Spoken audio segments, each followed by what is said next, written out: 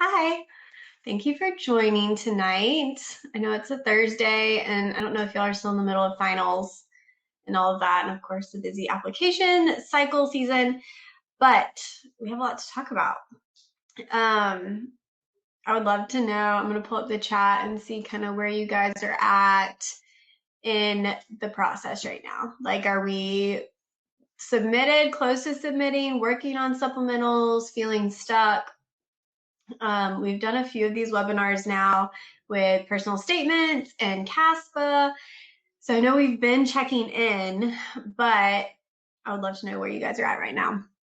And thank you guys for introducing yourselves. I'll hang out mainly in the ask a question chat. I can't look at both at the same time. So I'll be mainly in there. It sounds like y'all are working on this. Has anyone been surprised so far at supplementals and how long they take and how much is asked of you? I feel like every cycle, that's what I hear, is just the supplementals are the part that everyone underestimates going into it. Even when you're building out your school list and all of that, it's an issue. So I see someone saying they had trouble getting in. So we have to start the session and there's a delay, and then we actually had a little technical difficulty with this one. So even though I clicked the button right at 8:30, we had to work on some stuff in the background. So just hang with us. We always figure it out, but we are the first to tell you we are not tech people.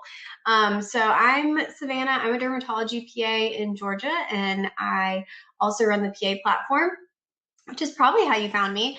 If you're not sure how you ended up here, but you're applying to PA school, welcome. I've been helping people get into PA school for the last 10 years, and I've been a dermatology PA for almost 11 years now. And I just really enjoy the process of seeing somebody figure out what they want to do and helping them get there.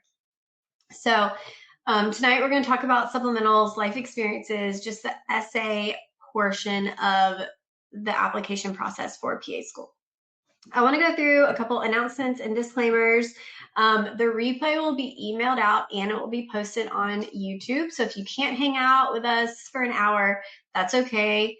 You can pop in and out, or don't worry about it and you can watch later. If you miss something or there's something you want to revisit, you can always rewatch it later or pull that part up. So don't worry about that. If you're having any technical difficulties, refresh, and we found that Google Chrome tends to work best. So if you're struggling with the settings or whatever, or seeing us or hearing us, try switching and see if that makes a difference. Our next webinar will be it's actually a month from today, June 8th at 8:30 p.m. And June's a little bit of a funny time in the application cycle because interviews haven't quite gone out yet, but a lot of people have submitted, but a lot of people haven't. Some people are just starting because they just got their May transcripts. So we're just going to do kind of a 2025 application cycle check-in and see where everybody's at.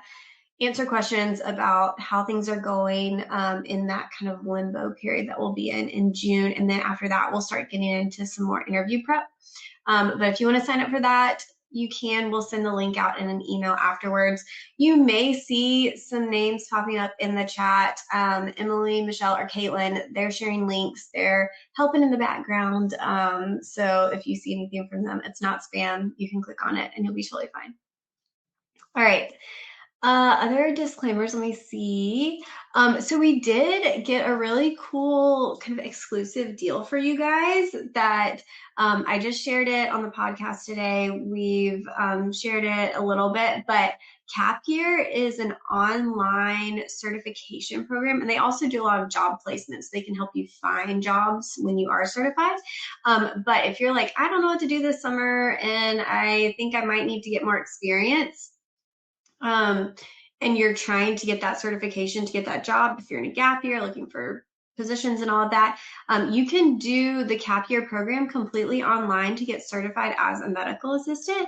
And they gave us a code for $200 off tuition. It's PA Platform 200. So you can use that at capyear.co to sign up. And then we have a specific link for that too that we'll give you. What else? Let me see.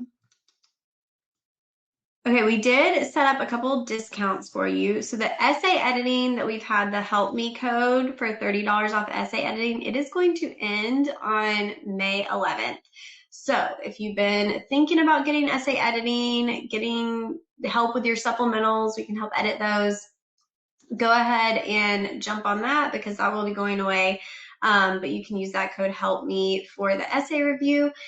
And then I also made the same code work for all of our counseling sessions. And that will be good through the end of May, and that'll be for $20 off of counseling. I'll kind of show you what those options are, but I feel like that will be the thing that's most helpful to y'all right now. So if you go to the PA platform or the links we send out, and you go to the counseling option, we have some different things that you can choose, or if you don't know what you want to choose, you can do kind of the general counseling. I'm moving my mouse, but y'all can't see it. Oh, there it is.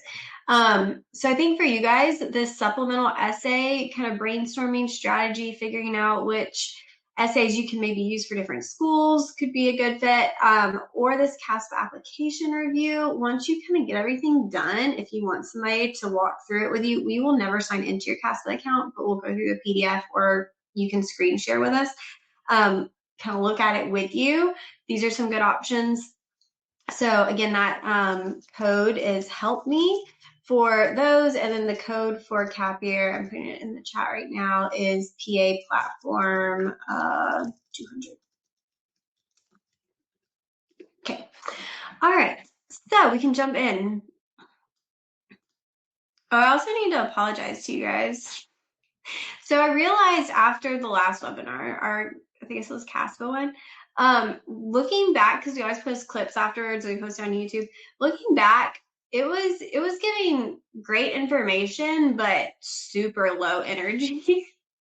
And I realized I kind of felt kind of tired and down and stuff. But after I got off that webinar, I went and figured out I had 103-degree fever. So clearly I was not at my peak self. And I apologize for the low energy. But I think we're back. I think we're good. We're way better. No, I don't think anyone has a fever today, at least not in my house. All right. And thank you to everyone who, let me get this off there.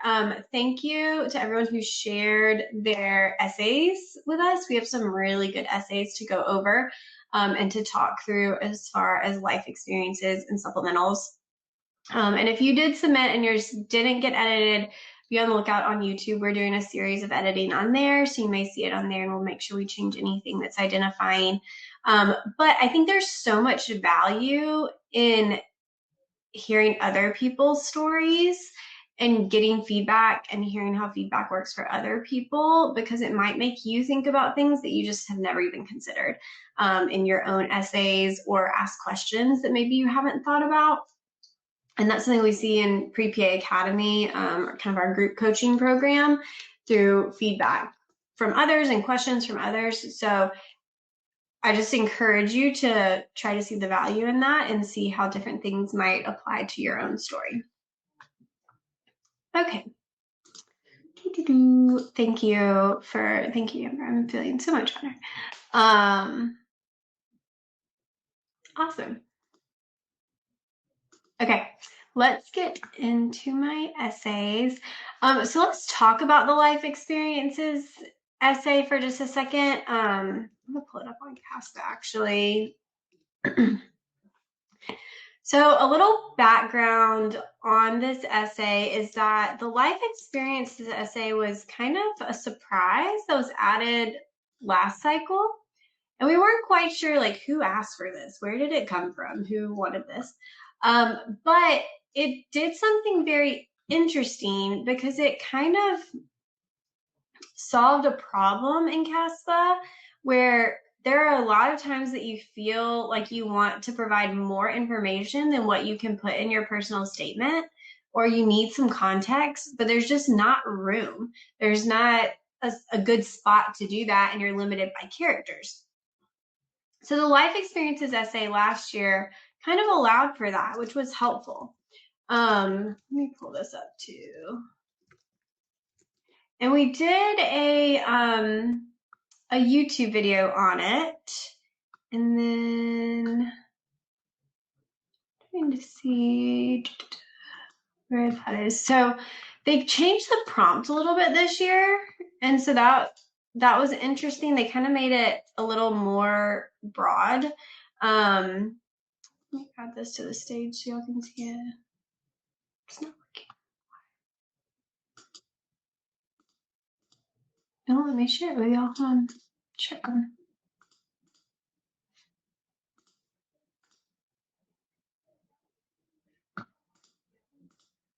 There we go. So if you see down here, you can see this. And it's 2,500 characters, so about half a page. That includes spaces. But it asks, explain how your life experiences could help advance the goal of having healthcare providers who can empathize with the patient communities they serve. This question provides an opportunity to describe impactful life experiences, especially challenges or hardships that may not be easily presented in other parts of the application. The experiences described can be from any point in your timeline and do not need to be directly related to the field of medicine or healthcare. So again, it's kind of that context of like what all is going on. Now, a couple things with this essay. It can have some overlap with supplementals. And last year there was a ton because even the schools I don't think knew it was coming. And so a lot of the supplementals kind of asked the same thing. When you are faced with being asked something similar, or even some of the supplementals kind of ask you to restate your personal statement, I think of that as an opportunity to expand on things you've already said. So knowing that you really don't have as much room as you want to include everything, if there's something you've kind of mentioned, but you didn't get to finish that thought or complete with all the information, you can definitely like re-mention something, but then expand on it. But I would say nowhere in your application should things be copy and pasted. So if you shouldn't take a part out of your life experiences essay and copy and paste it into a personal statement or directly into a supplemental. There are times where your supplementals may overlap and you can use stuff from different ones for different schools. Be very careful with that and we'll talk about it. But otherwise, like your experience details, nothing should be exactly the same in multiple parts of your application. To be honest, it looks lazy. Like, don't do that. But this question, I think, does a good job of also preparing us for supplementals because it has multiple components. And that's what you're going to find in these supplemental type prompts as well. They're asking you multiple things that you have to address and answer to. So this isn't just explain how your life experiences could help advance the goal of having healthcare providers who can empathize with the patient communities they serve, because it also says we want you to describe impactful life experiences. We want you to talk about challenges or hardships. So we want to hear about your life, but we also want to hear how that's going to help you as being a healthcare provider and how you are going to help empathize with patient communities based on the communities you've experienced. So there's a lot there. And I think one thing that the life experiences essay has brought up is people feeling like they don't have anything to contribute or they don't have a intense story or anything to share. And just, I want to remind you that that's not the case. Like your story is unique and special. And I've read so many essays and none of them are exactly the same. And I learned something about the people every single time. And I've read plenty that people think, oh, this is so boring. And it's not, because I'm genuinely finding out about you and finding out about what you're passionate about and what you want to do and your goals as a PA and as a healthcare provider. So just that imposter syndrome, I encourage you to fight against that and just be your genuine self, be vulnerable, be willing to share whatever you feel. You can kind of leave with the admissions committee so that they know you better. All right. So that, just so we also know, that life experiences essay is in the other information section of your biographical personal information on CASPA. The supplementals, most of those you're going to find in the program materials. So when you choose a school, you'll go in and you'll see some options. It'll have a little bit of overview of the program. It'll have the questions they want you to answer. These can be so varied. Supplementals can be off the wall. They can be one sentence. They can be 5,000 characters. Some schools are just crazy, but each one's going to be a little bit different. It's also a little different because some of them are by word and not character. So I'm looking at one right now for like AT Still, and they say limit your response to 75 words or less, but then there's also a 1,500 character limit. So you have to kind of look at that. Yeah. Okay. Let's get into some live editing. Yeah, I think the thing, I saw some people talking about the supplementals and reusing them. The thing you have to be very careful for is submitting the wrong thing to the wrong school. Like that would be really bad if you said, I'm so excited to go to AT Still, and you submit that to Duke University. So you just want to double, triple check everything. And if you are kind of reusing parts, you need to make sure that they're school specific. That's the point of a supplemental, they're school specific. And if it's something where it's asking why you want to go to the school, like why are you applying here? Why is it a good fit? Whatever. Those should pretty much be original.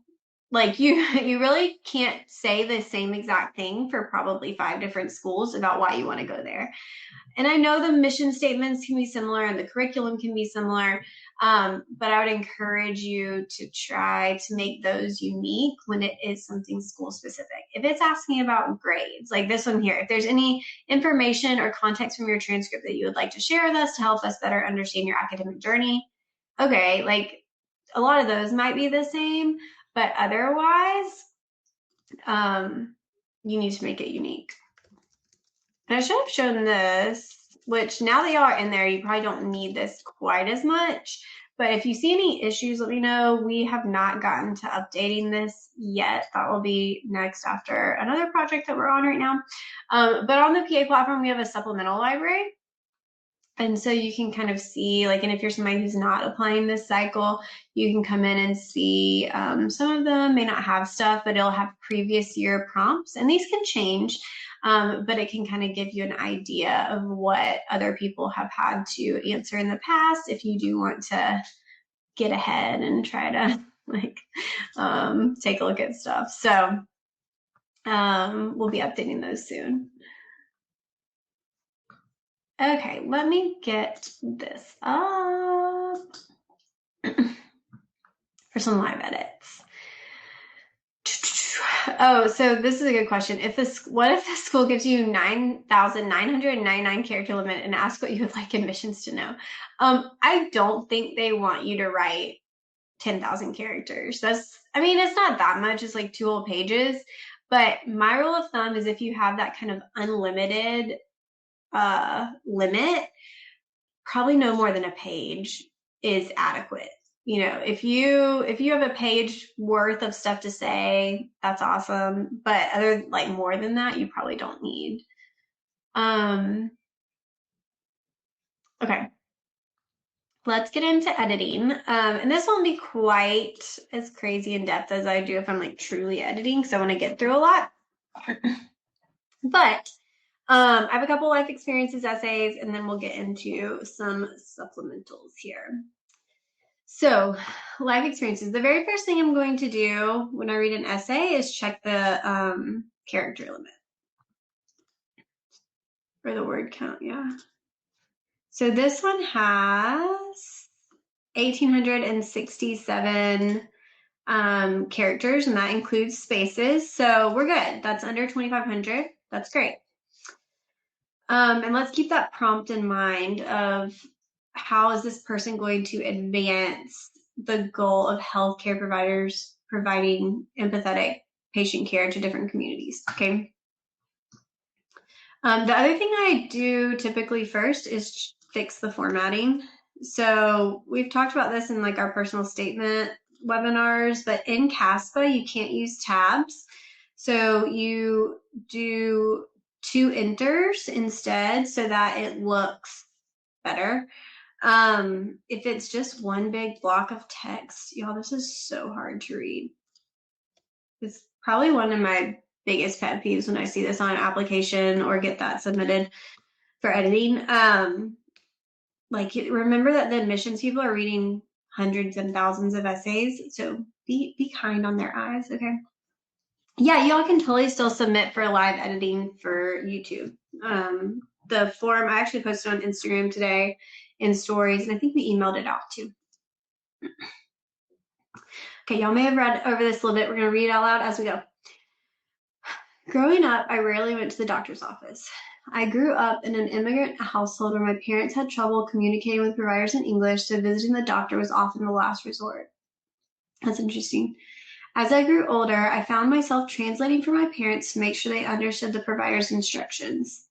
After some searching, my parents found a primary care provider who spoke our language, took the time to educate them about their medications, and encouraged them to come for regular checkups.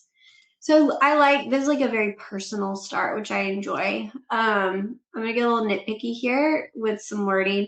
You can take out any words that are implied, and that just saves on characters, but also makes it easier to read. So like as I was reading this out loud, and I encourage you to read your essays out loud, it just got a little bit wordy. So after some searching, my parents found a primary care provider who spoke our language, took the time to educate, we can say, just about medications, and encouraged regular checkups.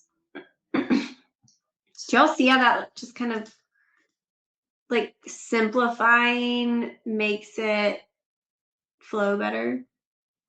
I don't know. As you do it, you get a little bit better at it. Okay. So I like this intro. I feel like I'm learning about them. I will say, so this is where you have to choose how personal you want to be. And there's different reasons for this, but my question is like, where were you from? What language were you speaking? Like, I want to know more. I want to know more. And so if you felt comfortable sharing, you could include that. There's a couple reasons for that. I mean, I think it makes you more memorable the more you share. It gives your reader more chances to connect with you, because you never know if the person reading this is from the same place or has the same background, and then they're kind of like, oh, like this person's like me, and then you kind of have that connection. So totally up to you how much you share, but just a thought if you're kind of trying to decide. Okay, throughout my experience in various healthcare settings, I've seen families in similar situations as mine. I saw how language barriers hindered patients from sharing their full stories to providers, leading to miscommunication and delays in receiving treatment. At the endocrinology clinic, a lot of patients only spoke Spanish, so I decided to start learning basic Spanish phrases to be able to introduce myself and ask how I could help them. I continued to learn Spanish phrases through my conversations and with the help of professional interpreters. So I really appreciate how you're showing me how you recognized a problem and did something about it and kind of the outcome. I want to also remind you guys that this essay is at the very beginning of your application. So they haven't really gotten to your experience yet. And do we know if they're reading them in order? We don't know, but they could be, or they could not be. But I would try to kind of give just a little bit of context if there is space. So like in this setting, like even if you could share, where was I? Like working at the endocrinology clinic as an MA or as a tech, just to kind of show me like what you were doing there would be helpful. And so I think, thinking about context is something to keep in the back of your mind as you're writing all of your essays. Same thing with supplementals. You don't know if they've reviewed your application. The person looking at your supplementals, you don't know if they've read your personal statement, so you do want to give enough context. Growing up in an immigrant family where our first language was not English taught me a lot about perspective in healthcare. I wanted to make these patients feel as comfortable as my parents felt with their primary care provider. I saw how my parents began to go to each visit, learned how to properly take their medication, and felt more confident in managing any health issues they encountered. Through my actions, I hope to instill the same level of confidence and trust in all of the patients I saw. I'm gonna keep going and then come back to that. As a PA, I want to make sure all patients, no matter their background, feel comfortable during their visit and truly understand their health conditions. I hope to advocate for each patient, encouraging them to take control of their health through empathy and preventative treatment measures. So one thing that I like is that this person is pulling wording from the prompt. And I think that's very helpful for supplementals, and I'm considering the life experiences like a supplemental, to show that you are answering that part of the prompt and addressing it. So we'll look at that as we get into supplementals more, but that is a good practice. Okay, I'm trying to figure out, I kind of feel like these two paragraphs, 1 and 2, or 2 and 3, should be switched. Because it kind of felt like a jump between like an action they took and then going back to their family. So I feel like the flow would be better. I'd probably recommend switching that one. And then from a context perspective, this person said, is it okay to only tie in the PA profession in the last paragraph on the experiences essay? I think so. Like the prompt itself doesn't even talk about being a PA really. It just talks about healthcare providers in general. So I don't think this essay has to be very PA focused. Like it is really more just getting to know you and about you. So I don't think you have to, like, this isn't where you talk about your like why PA or anything like that. So in this, somebody said that the COVID and life essays are at the end of the PDF now. So maybe they are, maybe they see them at the end. We really don't know what order they see them. And they, I think, like log into a portal. So I think it's completely different than what we see. And that's where I would like, it would be so cool if schools just told us how they look at applications, but we don't know. Okay. So I think this is a good start. I think, there's room, they have characters. So I think if they could even like dig in a little bit more, tell me a little bit more about their background growing up, maybe use a story, like a specific example of a time that they were in this situation and having trouble, that could help paint the picture just a little bit more. But other like truly, this is well written. I think it's a good answer to life experiences. So no major changes or anything there. Should you mention PA somewhere in the essay, and should you spell out PA? Those are good questions. I personally probably would mention PA at some point instead of just going with the general healthcare provider. And to me, again, the life experiences essay is kind of like a supplemental. So for things like supplementals, life experiences, COVID, I don't think you have to spell out PA. I think your personal statement is really the only place where I want to see that, like you do it like this. Whereas for these essays, they're shorter and it can be more implied. I still go with physician assistant over physician associate in all essay writing, unless you're only applying to programs that go by physician associate or only applying to states that have switched, which is very minimal and probably not going to happen. So most places are still physician assistant until the states decide if they're going to switch over. All right, let's go to another life experiences essay. I'm gonna take this out. See if we can get on one page. Okay. Let's see how long this one is. Oh, perfect. So 2,890 characters, so a little bit longer. And this one, with the submission, they mentioned, I'm struggling to know if this is what the life experiences essay wants or if I'm just trauma dumping. That was their words, not mine. Am I just sharing too much? So we can decide together how we feel like it fits the prompt here. Let me get a drink. Hold on. Y'all can read it for a second.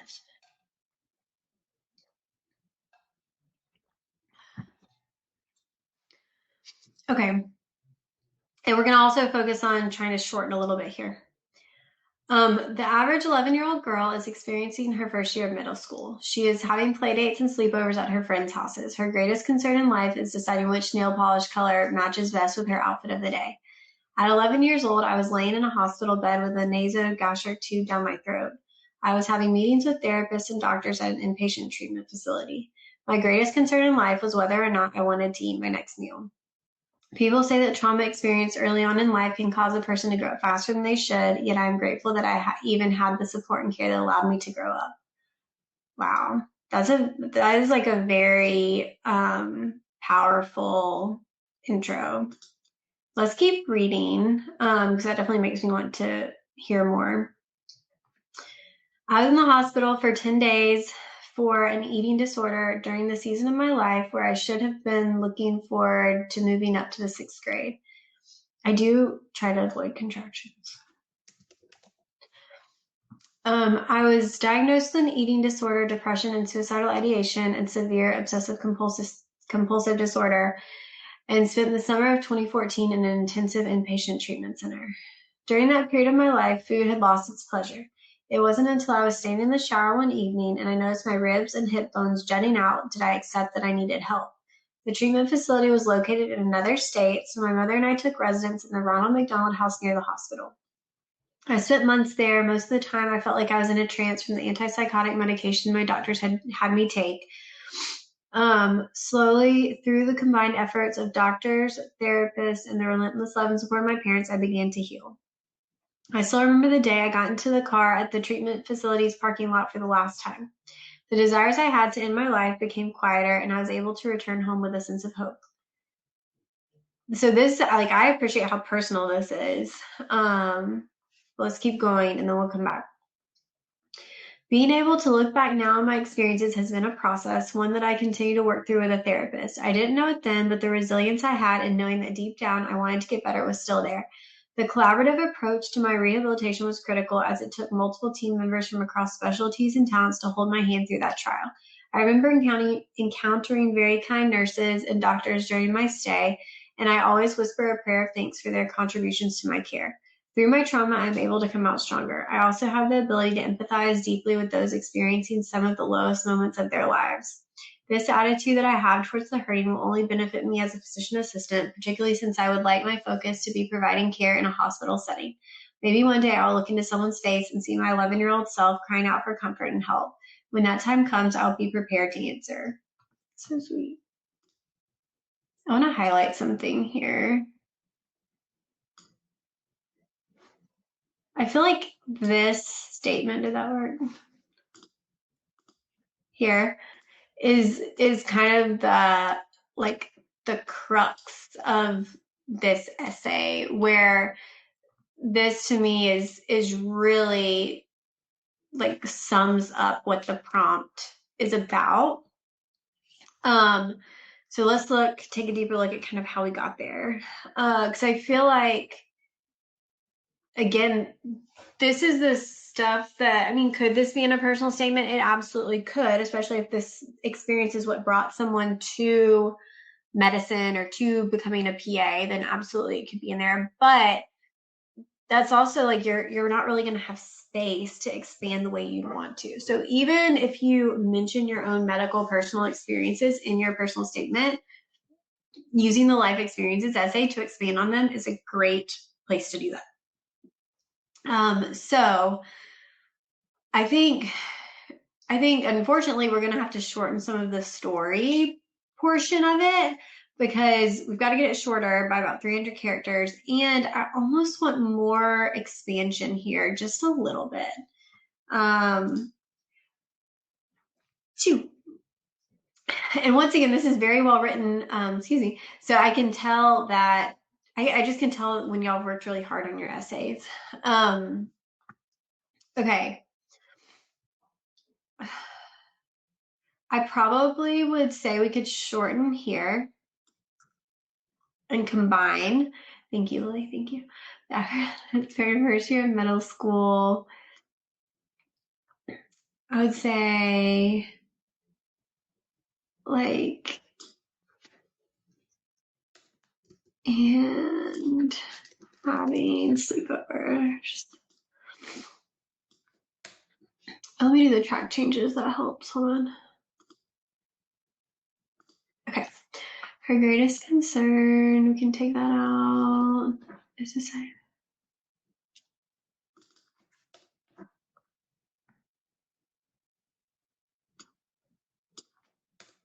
so like any extra words we can take out?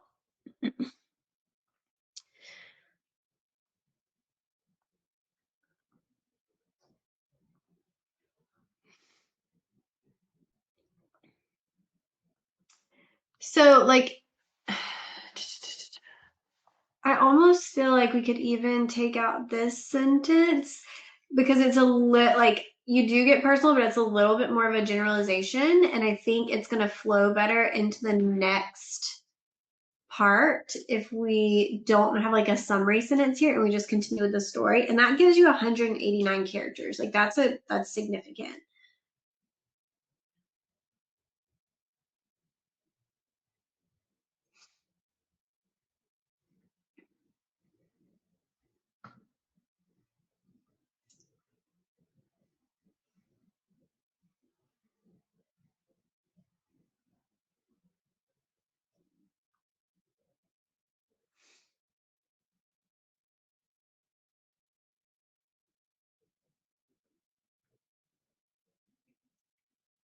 Like we could probably say until I appreciate the visualization. This is just if you need to say it on space, we can take out some wording.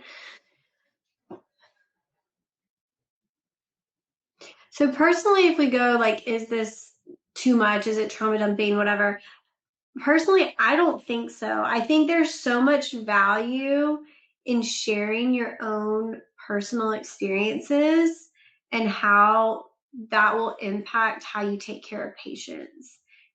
Going through something personally, either yourself or with a family member, makes your interaction with patients so much different when you can just relate to them on a different level. I've shared before, and he's fine with me sharing, my dad had throat cancer. And I specifically see patients frequently who also are going through that. And whether they have gone through it, they are going through it.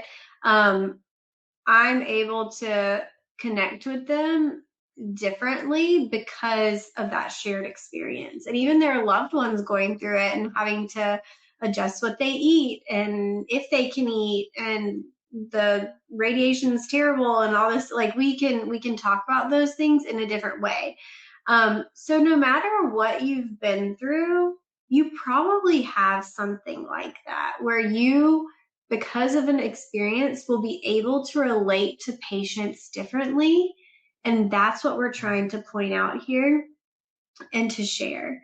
And that can be, that doesn't have to be your personal medical situation. That can also be something you've done. When I was in college, I volunteered with hospice patients, and being able to see them.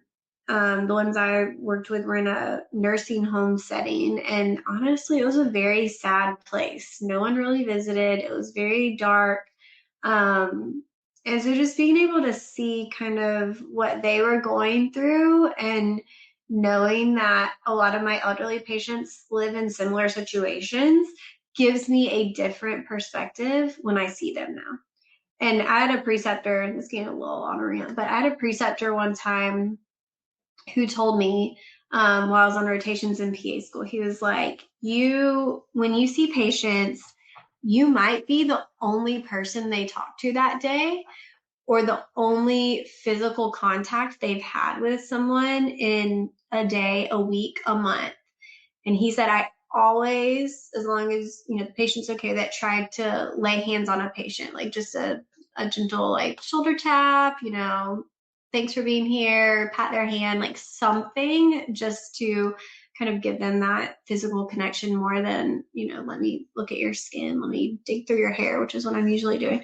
And that just really stuck with me, and I can see that sometimes in patients. And so just I want y'all to, if you're struggling with some of these, just dig into those experiences you've had, whether personal, volunteer, patient care, whatever they might be, because I promise you have something, and you just have to like figure out what that is and why it's meaningful to you, so that you can share that with the admissions committee, and then with your future patients. Sorry. But anyway, so I think this experience is one of those that will absolutely give you a different outlook and help you connect with patients. So I think, so we can move on to supplementals, but I think shortening here, and then this part is really, I feel like, important. So it's really the story we need to shorten a little bit. And then I just think this part is really strong. So if there's room to expand, you can, but then you may have the opportunity in supplementals as well. All right, we may go a little bit over, we'll see. All right, let's get into some supplementals. And we'll probably do some different ones from like different programs, just so that we can kind of see. But this one is 1,800 characters. This is right at 1,800 characters. So you can see that's kind of like just a paragraph or so, maybe 2 paragraphs. And I know Duke is a popular choice for PA schools. And I know this is like a live edit, and y'all have a lot of questions, so we'll try to get to some of those too. But if we don't, I do have a question box on Instagram that I'm going to be answering tomorrow. For supplements, a lot of questions are similar to what I wrote in my personal statement. Is it okay to just mention different aspects of my experiences? And should we always read back to healthcare or PA? Well, we'll get into some of that here. But again, you can always expand on things you've mentioned. So just don't repeat it, but you can definitely expand on things that you've mentioned a little bit. Okay, when I was 10, my mom, let's read the prompt, sorry. Reflect on a significant life experience outside of your professional and academic achievements that has a profound impact on who you are today. So that sounds so familiar to the life experiences essay. Describe how it contributed to your personal growth and or influenced your approach to patient care. So this is where it gets tough, because that is so similar. It is asking like more for one specific experience that's a little different, and you can cling on to that if you're having trouble with kind of figuring out how to answer it. I'll see if we have one about values in a minute, Teresa. If we don't, we'll talk about that a little bit. Okay, when I was 10, my mom abruptly moved us from my childhood home to a new house closer to my school. I later learned this move was instigated because the school district threatened to sue my mom, oh my gosh, for bringing me an out-of-district kid to their school. I love this like formal, informal use of kid. Like I think that just adds some personality. My single mother uprooted her life and drowned in loans for a house she could not afford. Also, I could have the best education possible.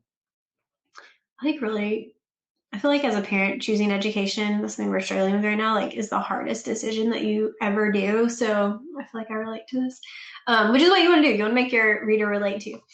Her determination to create a successful life for us taught me grit and the importance of self-reliance from an early age. I owe much of my innate drive for success, steadfast compassion for others, and unwavering resilience in the face of adversities to the characteristics I saw my mother embody. When she began battling pain-related health issues later in life, I quickly recognized how variables like stress and psychological safety impacted her overall health and recovery. Having providers dismiss her pain as normal further cemented my mother's core belief that, like other areas of her life, she just needed to power through. Unfortunately, powering through led her to develop substance misuse behaviors. By the time she found providers to validate her concerns and guide her through various surgeries, many of these behaviors had solidified. These experiences ingrained the importance of listening and validating patient concerns. Patients trust their providers to respond to their concerns and not dismiss them without proper cause. I like how this person is talking about a negative, interaction with medicine, but they're not calling anybody out or throwing anybody under the bus. And that happens sometimes. And it's hard because like as a professional, you don't want to do that. If you've like worked in a medical office, you may kind of understand those vibes. But this is just kind of a generalization. And so I like the way this is done. While my mom's story ingrained critical skills that have supported my success over the years, her story also motivates me to work towards becoming a responsive provider.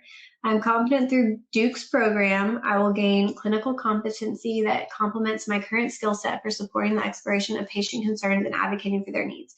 Okay, so I also love that this person, this prompt does not mention Duke. It doesn't say anything about why you want to go to Duke or what Duke does or anything. But the thing we want to ask ourselves is, why is this school asking this in their supplemental? And this kind of gets into those schools' values, schools' missions. What do they care about? And so this person was able to pull out, this is something that Duke is going to offer me in my goals in patient care. So I think if you can go there, if you can talk about your goals as a PA, as a provider, as somebody in healthcare, your passion, like what is driving you, why you want to go somewhere, it just brings everything a little bit more full circle and gives you more of that well-rounded answer to, showing that this is a school-specific response and answer. Could this be a life experiences essay? Yeah, it also could. And you could always add more detail and go into more about healthcare providers and all of that. But I think this is very well written. I really enjoyed reading it. And that's the cool thing about supplementals. Like, honestly, I'd rather edit a supplemental than a personal statement because they're much more different. And those personal statements kind of get a little bit old after a time. But supplementals, they're all so different. And so they're actually very enjoyable to read. Let's go back to the prompt and just make sure everything is mentioned. So we have a significant life experience that's not part of professional or academic achievements. Okay. Had a profound impact on who they are today, sharing about this person's mom and how they've impacted them and how they've seen them. How has it contributed to your personal growth and or influenced your approach to patient care? So let's see. Personal growth. So definitely we have the influence your approach to patient care. One thing I think this person could have done is, or could do, is include like how they're already integrating that. Like if they have patient care experience, they can mention that and how they already try to, be good stewards, talk to the patients, whatever their role is, get good histories, involve them in decisions, whatever that looks like. So I think there could be a little bit more like a transition from this was my experience to this is what I'm doing now to this is what I want to do in the future. The prompts at the top right here for this one. When questions asked and or would it be better to answer the and? I would go for the and if possible. Yes, for sure. All right. Oh, this is the question that everybody hates. Nobody likes this question at all. Many times applications leave a candidate feeling that important areas of concern have been passed by. Please use the space below for any additional statement you feel is indicated. This question is optional and intended only to give each candidate full opportunity for self-expression. So this will also be, this question will also be phrased like, is there anything else you want us to know? Tell us something about yourself. And if you're like, I don't know what to put, I don't have anything else to tell them. And if you truly don't, then I guess you can leave it blank or say nothing. But I think of every opportunity that you have on your application as an opportunity to give them some type of information. So I would just think through, anything school specific, anything personal you want to add about that school, anything that you haven't been able to expand on that the supplementals didn't ask, that you just want them to know, anything that you're planning on continuing or doing for your application over the next year. That could be a good thing to put in there if you're working on experience or coursework that you want to talk about. But let's see what this person said. Through diverse professional experiences, I gained valuable perspectives, skills, and traits. I developed my empathetic care approach in mental health care. I reinforced my interest in community health and readied my ability to succeed in dynamic environments as an educator. In health tech, I practice implementing initiatives to support vulnerable populations. I'm confident my robust experiences will enhance my ability to provide culturally responsive, effective care as a practicing PA. Okay. So they gave like kind of a little overview of their experiences and their strengths. That works. I think that's fine.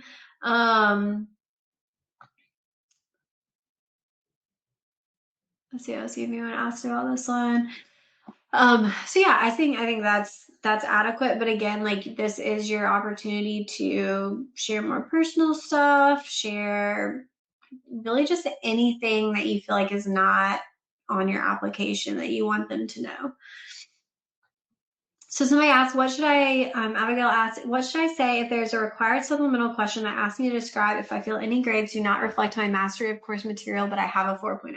That's amazing. Congratulations. That's incredibly impressive. I mean, I think you can if you want to and you don't feel that anything does not reflect your mastery of course material, you can say, you know, I through my hard work during undergrad, I successfully maintained a 4.0 and feel I've mastered the courses that I've attempted thus far.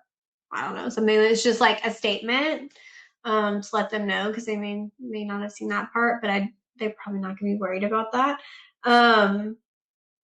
Or, if there is a subject that you struggled with, but you still came out with a good grade, maybe you want to talk about that. Just say, while I have a 4.0, chemistry was very difficult for me, and it's an area that I did well if you look at the numbers, but I don't necessarily feel that I have a full mastery of it, and I'll continue.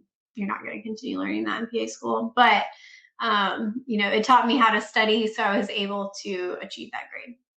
Like, it's fine. But if they're asking specifically about grades, like, clearly you've mastered the course material. Okay. Let's get into some like specifics about, like, this one's talking about kind of the being ready for PA school.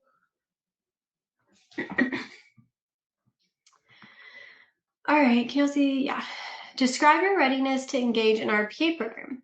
Please address strengths as well as any gaps, barriers, and or challenges that have impacted your learning experience. That's a lot for 1,000 characters. So basically, you ready for PA school? Like, what have you done? How have you proven yourself? Are you ready to take this on? Okay. In undergraduate and graduate school, so that tells me something, I navigated the challenges of completing priorities alongside full rigorous course loads. Okay, so showing time management. In both experiences, I successfully maintained a competitive GPA despite these challenges. Feel free to brag on yourself. I love that. For example, at UCLA, I balanced multiple on and off campus jobs and upheld my leadership responsibilities across my extracurricular activities. So good, like using specific examples and stories, A+.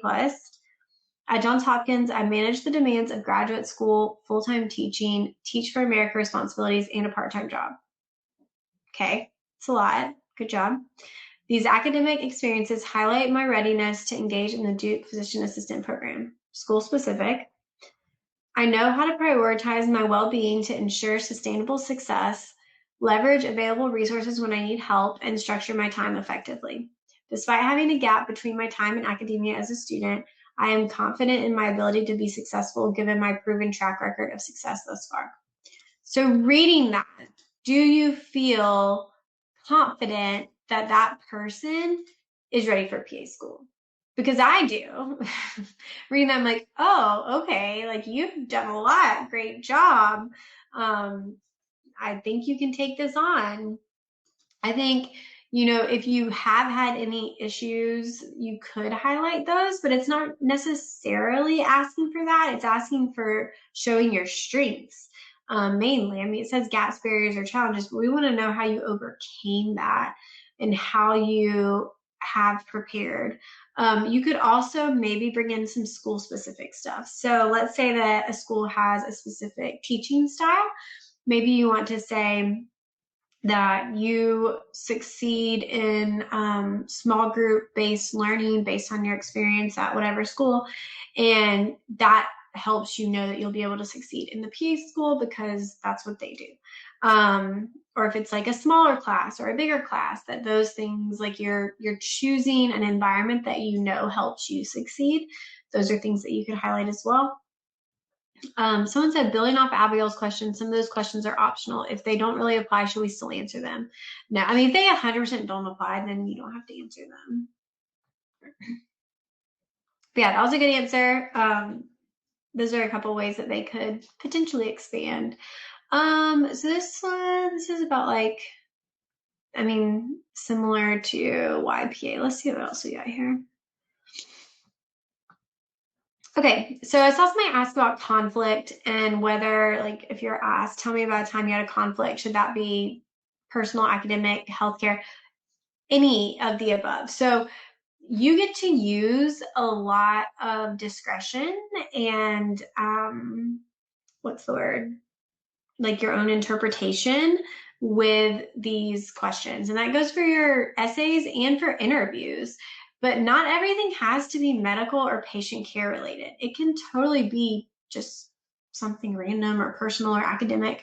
You can pull from different areas of your life, and you should, to show more of yourself and your application and all of that. Okay, I don't know the limit for this one, but describe a situation where you positively influenced or led others. For example, what was your role? What responsibilities did you assume? Did you encounter any obstacles? If so, how did you overcome them? All right. I supported medical groups in improving their value-based care performance for Medicare patients. That's very specific. This required care team members to use an external technology platform to track value-based care actions for patients. Adoption was initially low because staff were averse to, I think it should this be averse or adverse? I'll have to look that up. To change due to the perceived extra work with no benefit. Okay, so this was like the challenge or like the obstacle. So what was your role? We know what you're doing. What responsibilities did you have? Did you encounter any obstacles? How did you overcome them? I leveraged behavioral economics to design an incentive challenge across the 16 medical groups, where the highest group received an all expenses paid lunch from their system's leadership. Okay. In doing so, these groups were motivated to use the tool and improved quality gap closure rates by 19%. One group even caught a woman's breast cancer in its early stages. Wow. Okay. So if you're lost, if you're not sure how to answer something, go back to the prompt. Like this follows the prompt directly. And so, if you can just kind of go by what it's wanting you to include, that's great. I don't know the limit of this one. Let me see how long this is. This was 691 characters. So I guess I can check my supplemental library and see how many it says on there.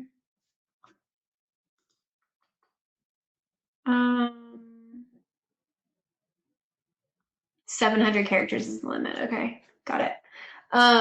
So going back to this, that's not a lot of space. And so, and I don't know there's anything that needs to come out of this, but I do think this is a situation where if you have the space to add kind of a summary statement, that can be helpful, just to say that you feel confident leading others, that you feel like you've been in this role before and that you'll be able to do it in the future. Or if there is a connection to the school. So if you had a connection to George Washington University, if they put an emphasis on leadership or influence, you could incorporate that somewhere in here as well.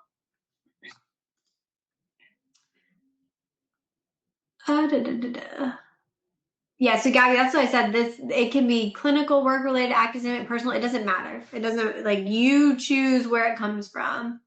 And then Jackie asked, if different schools ask the same questions, do I have to change my responses each time? Not necessarily, but if it's anything at all school related, then yes, like you like don't even try to use the same one if it's very specifically school related. Okay.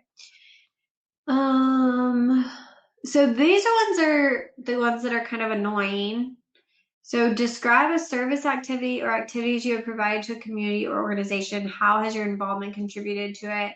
For example, how long were you involved with this group and why did you choose to get involved? This is the same as your experience details. It's the same thing. So the difference here is you could pick out a specific activity you did or expand more on one of those experiences you had in this type of supplemental. But you're going to see this. You're going to see ones come up that you think, I've already answered this. I've already done this. Why are you asking me to do it again? But that's going to happen over and over.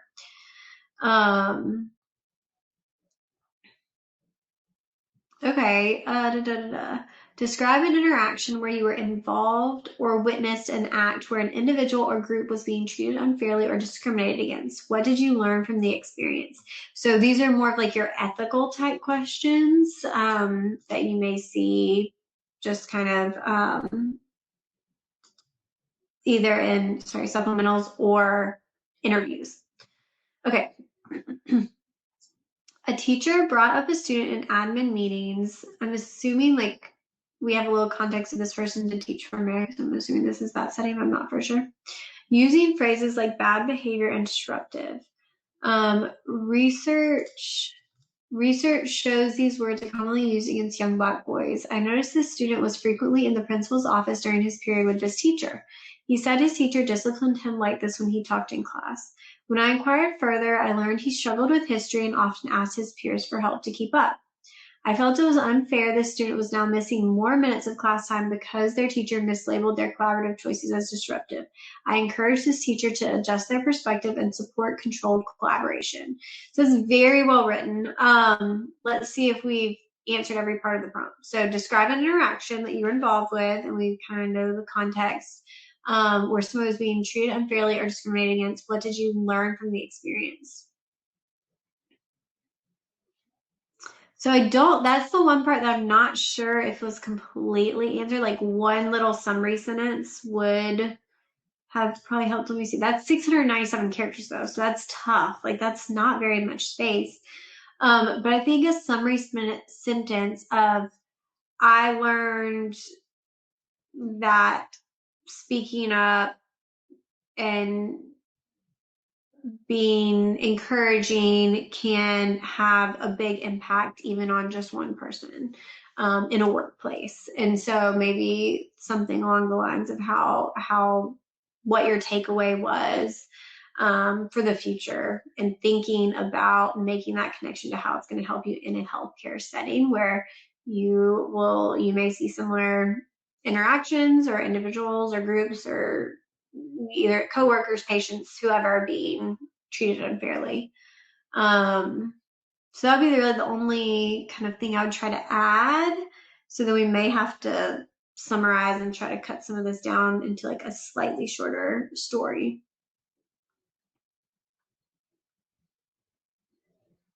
Let's see.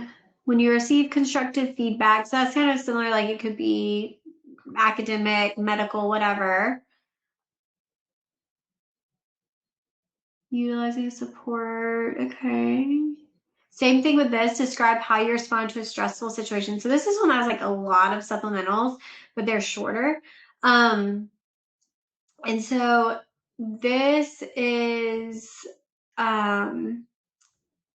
one that, again, interviews, supplementals, like you can use anything. So if I think of a stressful situation, that could be something with my kids. That could be like when one of my kids hit his head and we had to go to the ER. When, let's see, at work, when somebody called out and we had to step in and see their patients, or they had to leave suddenly, that happens. If I'm trying to think in like school, when I forgot to sign up for my Gen Chem test and I had to take it a week early because all of the later spots were taken.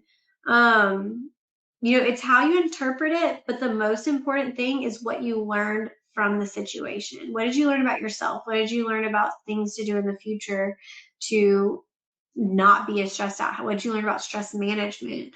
And while you're going through these, think about how you can show different aspects of yourself, your character, your strengths, your application, your different experiences. Like try to pull from different places, and also take all of these practices into your interview prep as well.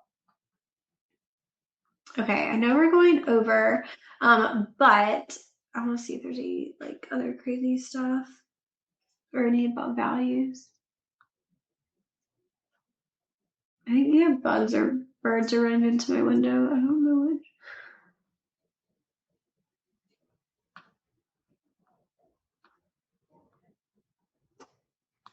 Okay, I feel like we've done similar ones. Okay, let's stop there. That was a lot. And again, I know y'all have questions. This wasn't really as much of a Q&A one, but next month's will be. And like I said, we'll be answering on Instagram. One of my favorite tips is if you are looking for something and you want help with something, just Google the PA platform and whatever you're looking for. Like the PA platform, ethical questions, the PA platform, supplemental questions. You'll probably find a video, a blog post, something on social media, a podcast, something that will point you in the right direction. And if you can't, feel free to reach out to me. Email us, reach out on social. We have our Facebook group, the Pre-PA Club. It's super active. We have our TA Avery in there. She's awesome, helps out. And we're always happy to help. So I'm going to wrap up because I know that was a lot, but we'll be posting more of these live edits, going through and like true edits on YouTube. And hopefully that will be helpful for you guys. But thank y'all for being here. And hopefully I'll see y'all at the June one. I always hope these aren't like super overwhelming and we're actually helping. So thanks guys. Bye.